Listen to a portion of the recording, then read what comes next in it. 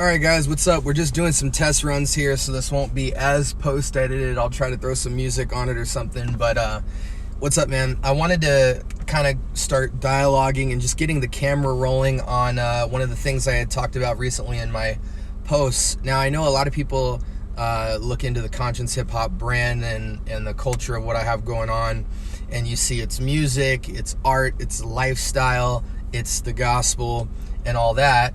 And so when I talk about this specific thing, a lot of you guys probably aren't entrepreneurs or marketers or things like that, but I think the principles from some of the things I've been picking up will translate over in one way or another. That's why I show as much content as I do, because one thing I've realized in this content game is you never really know how content impacts people, even when they're unrelated to the subject matter. And since this is conscious hip-hop, there's a lot of things that kind of fall under the umbrella of the culture that I'm involved in and discuss. So I wanted to kind of break down real quick these three things that I talked about when it comes to effective marketing. And that's that you kind of have these three arenas, four if you include one of these two in this particular niche. But we have brand, we have content, and then we have a product or a service. And a lot of people, even myself included in this, have at many points in time a very skewed view of expertise in one of these topics, and typically we zero in on one that we're more skilled at, and we forget or just simply don't know how to efficiently make use of the other two. So I wanted to kind of break down one of them in this video, and then we'll move along and see how people's response is to it. And I'm going to go through the easiest one first, because in terms of marketing, this is the one that most people love to talk about, because it's not that hard to establish this one, and that's the brand. The brand is the image, the symbol, the icon, the front runner, the aesthetic of your product or service or organization. And the importance of this is that philosophy goes into this a little bit when it comes to intention, because you have some folks that would say your logo or your symbol has to be iconic, has to be crisp, has to be simple, has to be relatable. These are some of the synonymous terms that come with that. But then you have very successful companies that don't necessarily have the most eye candy related brand, logo and whatnot. You know, I'll give you for instance, you might look at a company like Gucci, very simple curved lettering logo, right? Or Chanel, or a lot of these companies, Michael Kors. But then you got companies like, let's look at a gaming company, Blizzard Entertainment, make money in the upwards of billions of dollars. And their logo is very harsh, to say the least. You should go look it up. And yet they are very successful. Now, some people could argue, well, their brand logo isn't what makes them successful. It's their products, it's their service.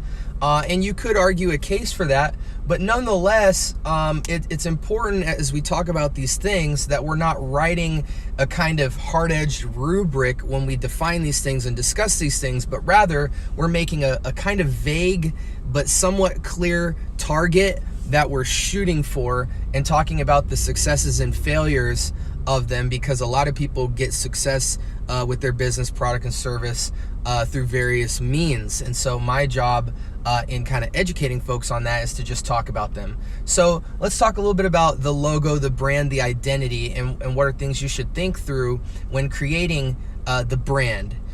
You need to have a mission statement with that brand. What is it? Is it a service? Is it a product? What's the goal of the product or service? And that should initialize how you go about making the artwork or the aesthetic around the logo and image. For instance, in the Blizzard Entertainment situation, they're a gaming company, so they're their logo and stuff and aesthetic followed that kind of route. It wasn't meant to be put on pants and t-shirts and be some type of fashion statement. It was for gamers by gamers. And so that type of stuff influences what the aesthetic is of your logo. But ultimately, this is the thing you need to understand. With brand, it's important that brand is what you're going to put all of your content, product, and service under, and it's going to be the flagship in the face of that.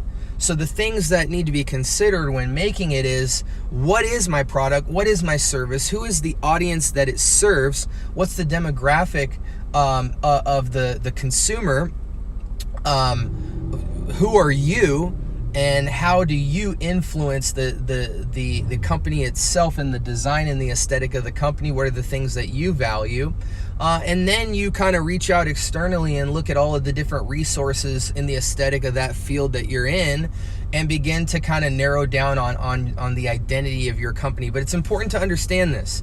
Brand can be a facet of content, but it is not the content itself. For instance, if I sell shoes, if I sell marketing advice and I have a logo for that company, that logo in and of itself will never establish enough content in and of itself to sell the product. It might look cool, therefore people buy the product or the service, but there's no longevity in that other than that the iconography of it creates a stigma that maybe people will be more oriented towards your product or service more easily, but it is not the content itself. And if you try to make content off of the brand name, you're gonna have to get a lot more creative than just the logo.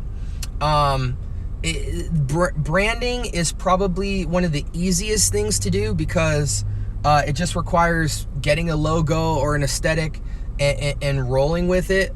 However, where it becomes really artful is where you have a really solid mission statement and a target audience, and you know how to communicate with them very well by your choice of brand. And so again, this is kind of a subcategory in the marketing thing. You know, once we get to product and service, as well as content creation and advertising and marketing, that's when we'll start to talk about converting and finding your audience and getting in different pools of networks and whatnot, which is usually some of the juicier stuff. But I do like to talk about the brand and identity because there's a lot of agencies out there that don't really know anything about content creation or marketing. And they kind of sell you this illusion that they'll come in and be and help you establish a brand identity so that all your platforms kind of have a uniformity to them, but then they don't know how to market the product, or they don't know how to create good creative content. And so it's important to know the difference. And if you're a marketer in this situation, it's important to know what you're good at, because you need to market in that space and not try and call yourself an agency when you really don't know how to convert sales. You don't know how to generate an audience. You don't know how to do it very consistently. You don't know how to make organic quality reach. You're just kind of botting yourself out there with different trendy ideas. And it's important that you know everything that should go into a proper branding identity. And so, for instance, with my Conscience Hip Hop, the brand of that, I'm in a bunch of different things under the hip hop umbrella. Essentially, Conscience Hip Hop is an organism of culture, all influenced by hip hop through my lens. So my persona, my personhood is very much unique to that brand. So you can have a Bobby hip hop or a Smith hip hop, and it's not going to look the same as me because I only advertise content that is specific to my taste in hip hop, and it's God glorifying. So there are some niches in there, but essentially I'm a personal persona content hub within the hip hop space, and that's why I branded it after my own name, Conscience Hip Hop. And so there's a lot of things under that, and I need to create content and have a dialogue with my consumer that is specific to me, but broad enough in the space to where it really matches the identity of hip hop. And so there's a lot of stuff on my page. We can talk about the pluses and minuses of that later on. For instance, it's not marketing to a specific enough niche in a very small funnel, but rather a bunch within an umbrella or a large field. And so there's different ways that I have to creatively market and whatnot. But that's just a little bit about branding. Again, I'm just venting. I don't have a cue card or anything, but I wanted to just kind of dialogue about that to see if you guys are interested in this type of content. The next thing, you guys can let me know if you want to move into talking about the product and service, or the marketing or the content next. What do you guys want to hear about? But I'm gonna try to keep these videos around 10-15 minutes as the sweet spot, just so you get some juiciness. So again, guys, this is M. Alex Brown, aka Conscience, signing off. Peace.